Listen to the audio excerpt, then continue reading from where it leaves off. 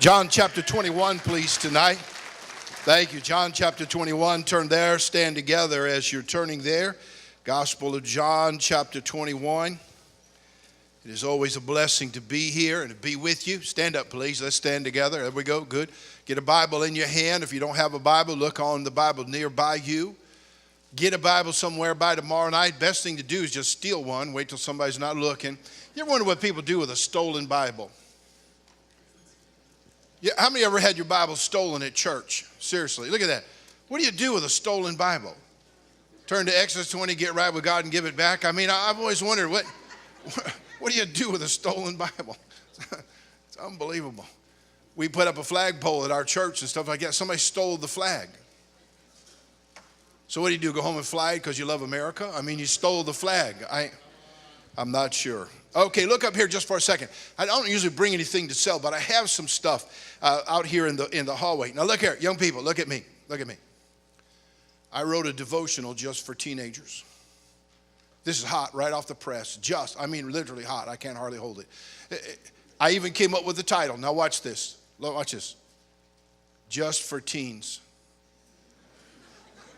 Pretty good, huh? I thought about that a lot. I thought, man, God, I got to have something snappy that'll get there. All right, whatever. It's a daily devotional for 30 days for a teenager. My favorite one is day 12. And here's the title. Are you stupid? I'm serious.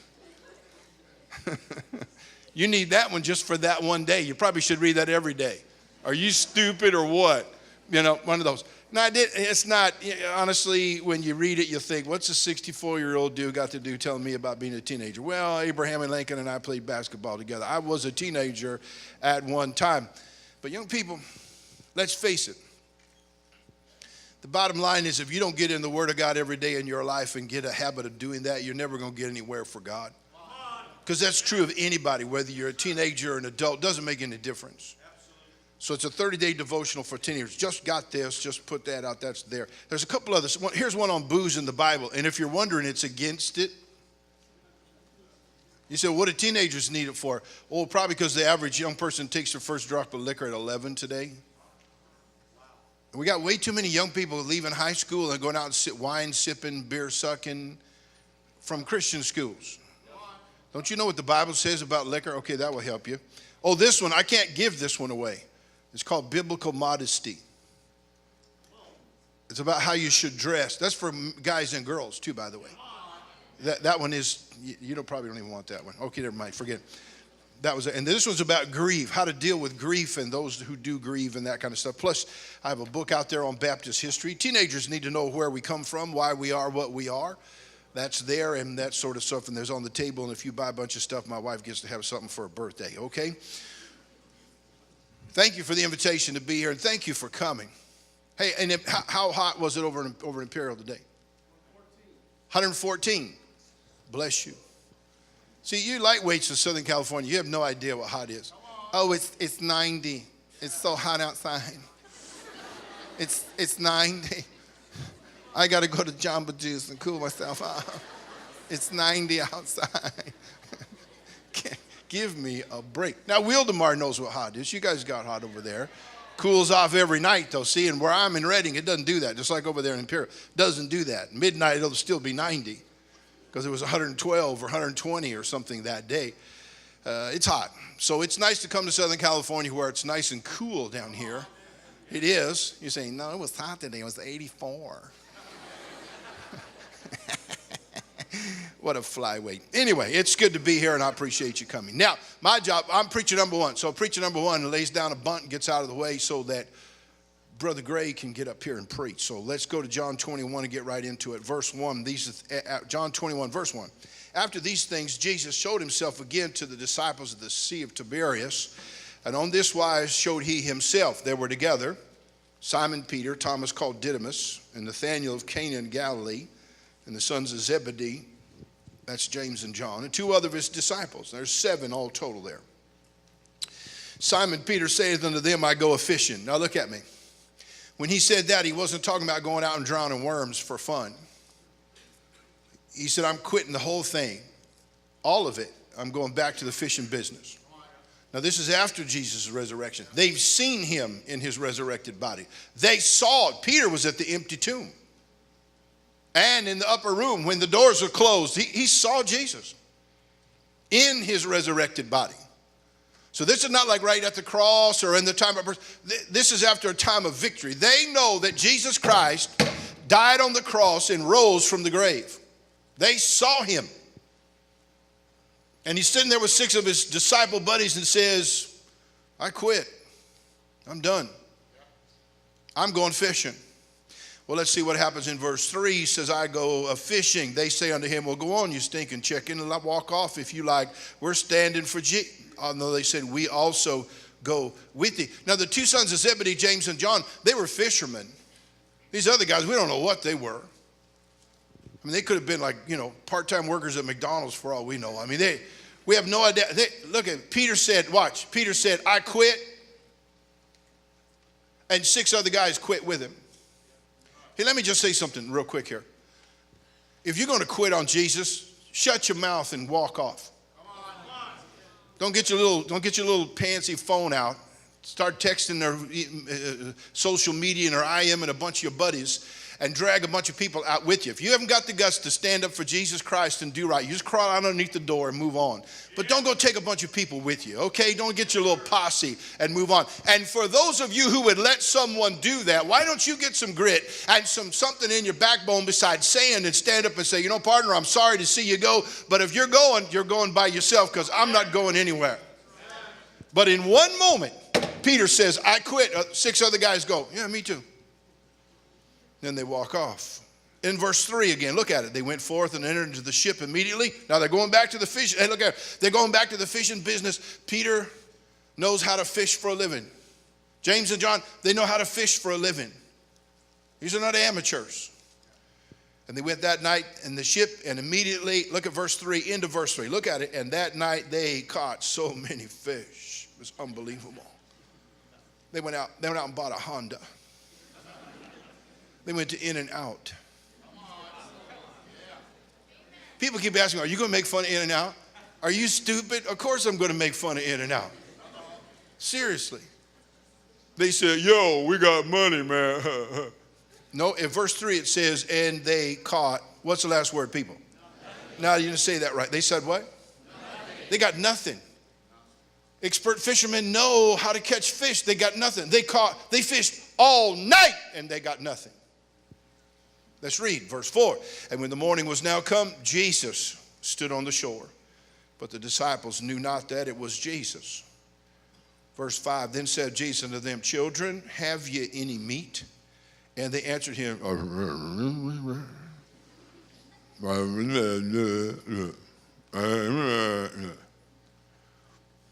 what did they answer him at the end of verse 5? Ready? What was it? Ooh.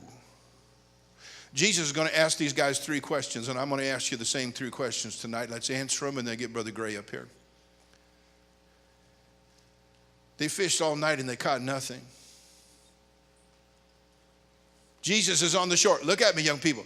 They had just seen him. He's on the shore and he says, children, have you any meat? Did you get anything? And they look on the shore and they go, who's that?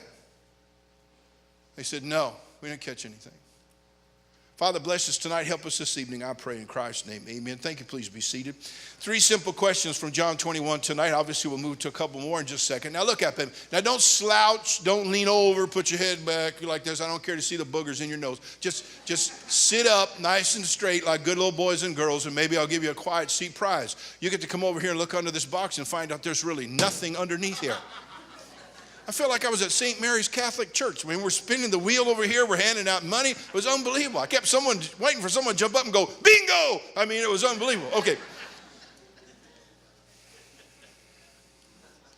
So they quit Jesus. They fished all night. They caught nothing. Jesus says, children, have you any meat?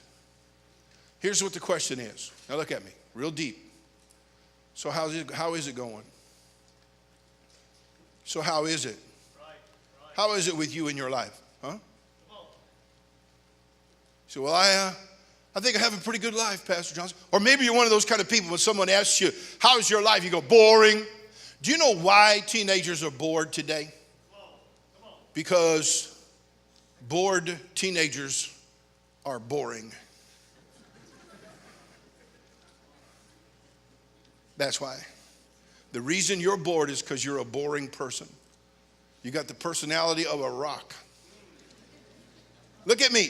Look at me. You sit around and do nothing and then wonder why your life is boring. Well, duh. Seriously. Your whole hope is to get to the next level on a video game. Seriously? Look at me. Right now, some of you, you're looking at your phone right now while I'm talking to you. You can't even put that stupid thing down long enough to listen up for just a few minutes. But you're bored because, so I'm walking into the mall one day, and a bunch of guys are hanging in the front of the mall, hanging out, Dude got his hat on sideways, pants pulled down, with his little Spider-Man underwear hanging out. Leaning against the wall, doing one of the cerebral palsy things. I walked up to him, I had a track. I said, hey, partner, I'd like to invite you to church. No, man. No, I don't go to church, man. Church is boring. Oh, it's boring. I said, what are you doing? He's hanging with my peas, man, just hanging with my peas. Now, first of all, the worst thing, besides a 64-year-old man trying to sound cool in a devotional, which I didn't even try, is a white guy trying to talk ghetto. That's the worst. So here's a guy. No, man, church is boring, man. Oh, really? Well, I don't mean to take you from your exciting life. Leaning up against the wall, just watching people walk by. I said, what, you got nothing else better to do? Pick the fuzz out your belly button, knit a sweater for your grandma? Man, why don't you come to church? But see, to him, look at me, to him, church was boring. I thought, you got to be kidding me, man. 5 more minutes, you're going to be a statue. Can I ask you a question, young person? Now, come on. Just to yourself tonight, answer the question honestly. How is it going with you?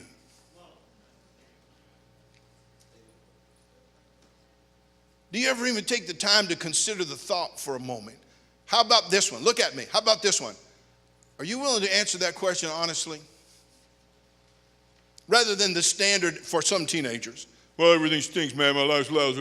Oh, yeah, I know. Or my favorite one is, I'm tired. From what? From what? There was a comic in our local paper the other day. 2 teenagers were talking. And this one teenager said, dude, I woke up and I saw this light coming through the window and it was drawing me to the light. And so I couldn't help myself. And I got up and I went over and I closed the shade and went back to bed and slept for 4 more hours. His buddy goes, dude, you just had a near dawn experience. Some of you don't even know that the sun comes up slowly. You know what I'm saying? But your life is so great, man. You're tired from playing video games all night. What, your thumbs are bigger than your neck? You live in such a fantasy world, you can't even pay attention through a 30-minute sermon. And then you wonder why your life's no good. But wait a minute, look at me. Why don't you answer the question honestly? How is it going? See, that's what Jesus is asking them.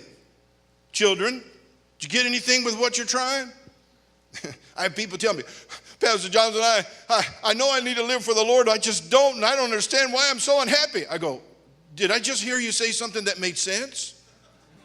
You're really unhappy and you don't live for the Lord, but you don't think you can live for the Lord because you can't be happy or you're out of your cotton picking mind. Amen. What you got, look at me, look at me. What you got ain't working.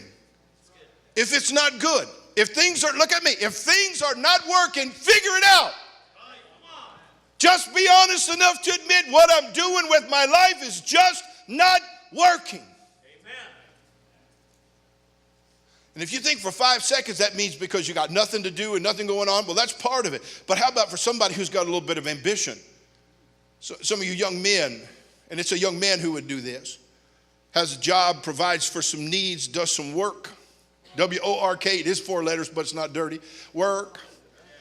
You know, your mommy doesn't have to come get you out of bed in the morning. You're still washing your Spider-Man underwear to make sure you're ready to go for your day. Come on, Joe, we get out of bed. You got to get up and get out of bed. You know, you're actually a young man who's got something on the ball, but the truth of the matter is it really isn't about God and his will. It's about you making enough money to buy yourself a car. You got the vision of an ant. You can't see any further than just doing something. You're hoping to become an assistant manager where you work, and then you'll be in the high clover, Jack, and that kind of stuff. And the truth is, accomplishing something isn't bad. It's just accomplishing it without God that makes it bad. And then when you get, see, if you climb the ladder of success and you find out it's leaning on the wrong wall, you don't get to start over again. You don't get to be a teenager but one time. You don't get to be in your 20s but once. That's it. You get one shot at the life that you have. And you know something, young person, it's really important for us to get honest enough to say, you know what, this what I'm doing is just not working. Takes some humility. Rather than trying to do the same stupid thing over and over again, or be dumb enough to listen to the world, the flesh, the devil, and the God of Google to figure out what you're going to do with your life. Children, have you any meat? So how is it going? You know, for some of you tonight, it's not about being carnal, fleshly, wicked. Something has broken your heart. And you've withdrawn that devotion and care that you have for the Lord. See, that's where these guys are. These are not bad men. They didn't say we go a-drinking. They said we go a-fishing. But they were leaving what God wanted them to do, and they were on their way out. The night they left, Jesus was at the shore the next morning. Some of you tonight, that's the issue with you. Something's happened. Somebody disappointed you, failed you, let you down. Something's happened and you've withdrawn yourself. You're pulled back from what you once were, what you used to do, how you used to really be involved and get involved in doing things at church and work, and even more importantly, with your family. You turn to one of those distant teenagers, your parents have to text you to get you to come to dinner. And you've withdrawn yourself in your life. Well, question, young person, look at me. Question. How's it going with that? Now, young person, please, don't get so caught up in the drama of life that you make permanent decisions about your life while you're 14 years of age. It isn't everybody's fault that something's wrong, and it's not all your fault either, by the way. But you got to stop some things. You got to stop and ask yourself the question, so how is it going? Look down a few more verses. Next question quickly. Verse 15. So they gets nothing. Jesus said, oh, by the way, back up a second. Back up to verse 5. When he says, how's it going? They say, no. By the way, they were honest. That's a good answer. Always a good answer. Be honest with the Lord, okay? What does he tell them to do? Well, then quit and give up. He says, no, throw your nets on the right side of the ship. Not just any side, the right side of the ship. Now, you know they tried both sides, huh? Front, back. Well, I'm not a Navy guy. I was in the Air Force. My IQ was too high to be in the branch of the military. So I don't know the bow, stern thing and all that kind of junk. I know this. There's the front, there's the back. That's one side, that's the other side. And if you're a good fisherman, you're chucking that net off the front, the back. You're turning, you're closing your hands. Wow, throw it over the top. I mean, you're trying every side of the boat you can think of. When he said throw it off the right side, they'd already done that. But it wasn't Jesus who told them to do it. And it was always the right side, not the middle, not the easy side, the right side. That's how you get it back on track. Okay, go down now to verse number 15. So then they catch a bunch of fish, they come in. And when they bring all their fish in from the catch Jesus gave them, he already has a meal prepared for them. They're all sitting down having dinner together. I'd love to have seen that meal, wouldn't you? Now they look up and they know it's Jesus. Uh-oh. So it wasn't one of those, hey, man, it's good to see you again, Lord. It's one of these, it's Jesus. And in verse number 15, Jesus goes to the leader. It says, verse 15, and they said, and when they had dined, Jesus said to Simon Peter, Simon, son of Jonas, lovest thou me more than these? Question number 2. Lovest thou me more than these? Real simple question. Do you love Jesus? Do you love Jesus? Amen. See, we think sometimes in our day and age where things are so complicated, and they're pretty involved nowadays. Hey, you can get a watch. Watch me now. You can have a watch that tells you if your heart's beating.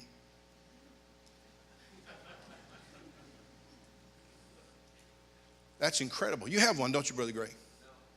You just got a regular watch now? Did you get rid of your iWatch? You got rid of it? Brother Myers, do you have an iWatch? You what? You still have one? Tell us what your heart rate is right now.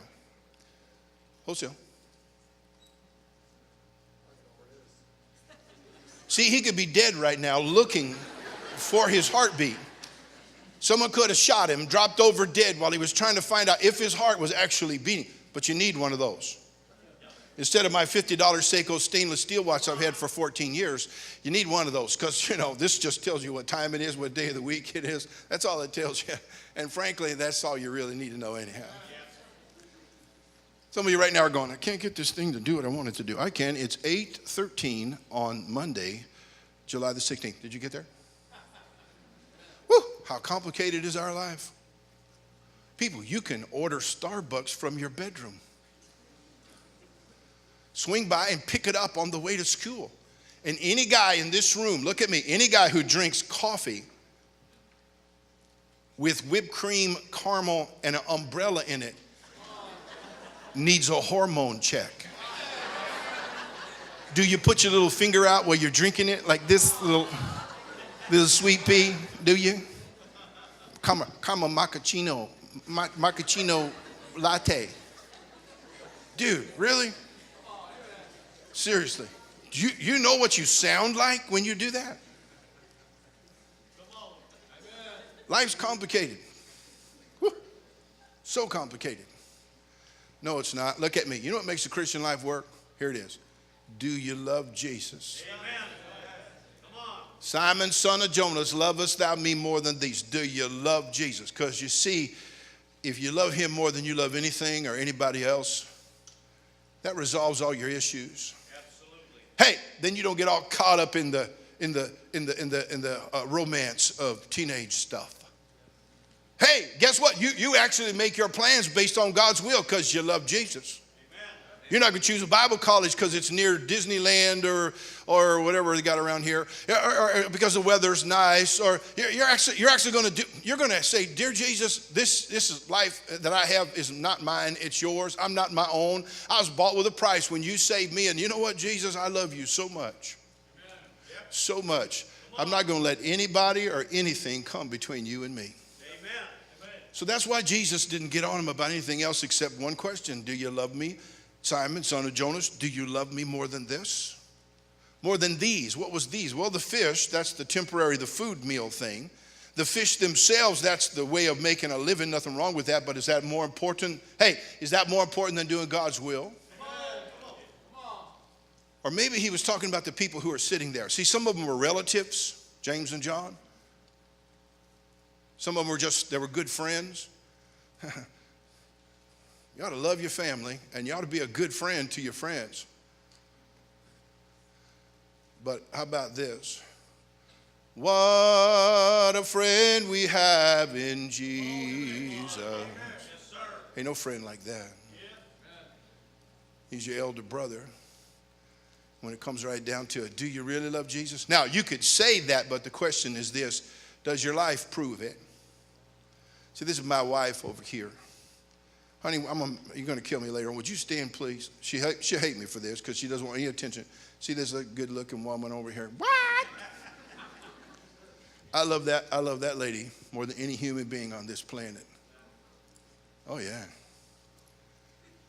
She got it going on over there, Mom.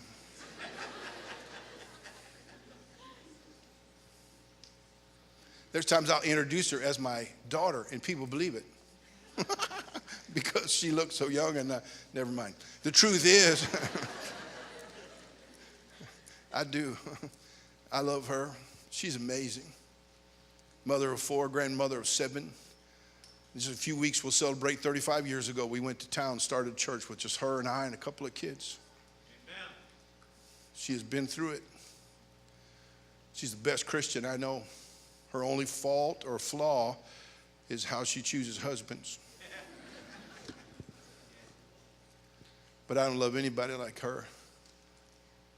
But I love Jesus more than I love my wife. Yes, sir. Look at me, it sets the course in your life. Do you understand that? Some of you throw your whole family, the will of God and everything over for one friend. Yeah.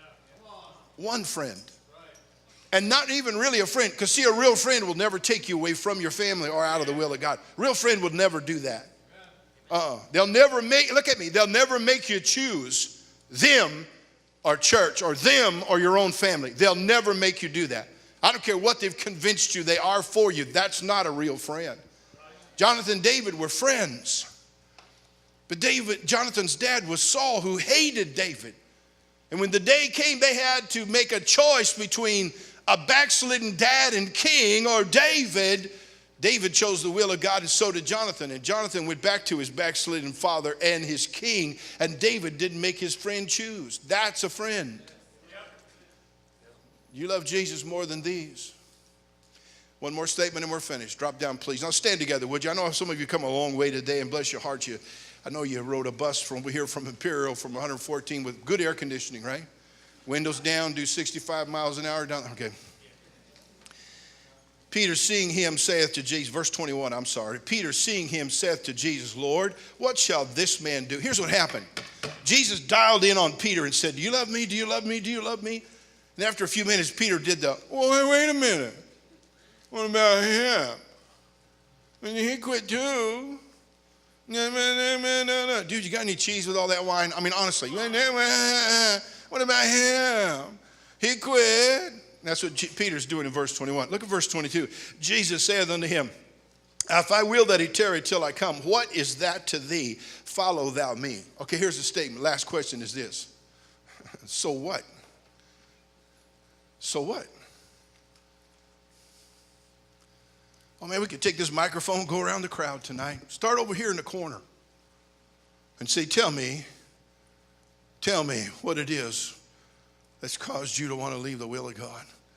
And if we are honest enough, we go around and talk about, well, so-and-so I know is a preacher and he didn't do what he should. I know a youth director found out I wore women's underwear. And I know a person blew their life up in morality. I know this, my parents divorced and their heart broke. And I'm sorry for that, by the way. And I had a good friend and they walked away from the will of God. And we started coming up with all these things. And that's what Peter did to Jesus. He said, well, wait a minute. How come I'm getting picked on? How about this guy over here? He quit too. And Jesus said, so what?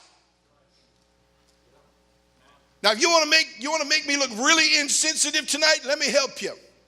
So what? What does that have to do with you doing what you're supposed to do? Amen. Unbelievable. Well, you don't understand. I mean, and I got nobody there for me, and they were always there for me in my life. I hear one more person say that, I'm going to slap them so hard the mama going to feel it. They were always. No one is always going to be there for you except Jesus. Amen. So what?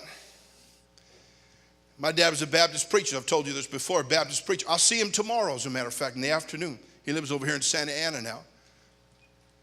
He quit. He cheated on my mother, left her, ran off, and we got dumped in a drunkard's home. My mother remarried and married a bartender and a drunk. I grew up as a teenager as a major punk. Somewhere this week, I do punk patrol. Punk and punkette, because I like to be fair to both genders. If some of you guys are wondering, it could be you too on the punkette side, because but anyway, I'm looking for punks. You know why? Because I was a punk. And part of me still is a punk. I'm sorry, but that's just life. But I was a punk and blamed everybody on the planet because my dad was a Baptist preacher, ran out with one of the women in the church. Mother turned drink, him a drunkard. I got beat as a kid in a drunkard's home. That was my life. That was my life. And that's the way my childhood was. I lived in the town where I now pastor. I lived in that town in the drunkard's home. Spent half my childhood sleeping under my bed. Grew up, oh, look at me. Oprah could have made a whole season out of my life. Dr. Phil would have grown hair waiting to figure out what was going on with me.